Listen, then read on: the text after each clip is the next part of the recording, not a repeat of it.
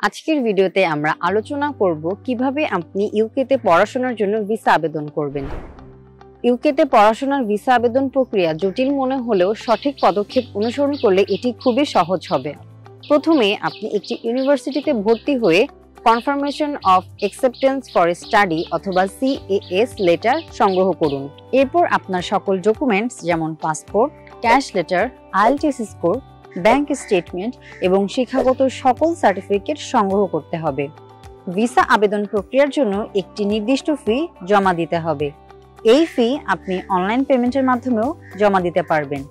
এর পাশাপাশি health insurance নামক অতিরিক্ত একটি ফিও জমা দিতে হয়। এরপর আসে ফাইন্যান্সিয়াল রিসোর্স, যেখানে আপনার 1 বছরের পড়াশোনার খরচ এবং আপনার থাকার জন্য পর্যাপ্ত ব্যাংক স্টেটমেন্ট দেখাতে হবে। সবশেষে আপনার সকল ফর্ম এবং আপনার ফিঙ্গারপ্রিন্ট জমা দিতে হবে।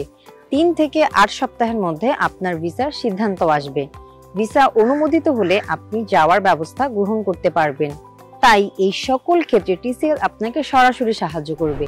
কাজেই ভিসা সংক্রান্ত যে কোনো তথ্যের জন্য আজই TCL গ্লোবালকে ইনবক্স করুন।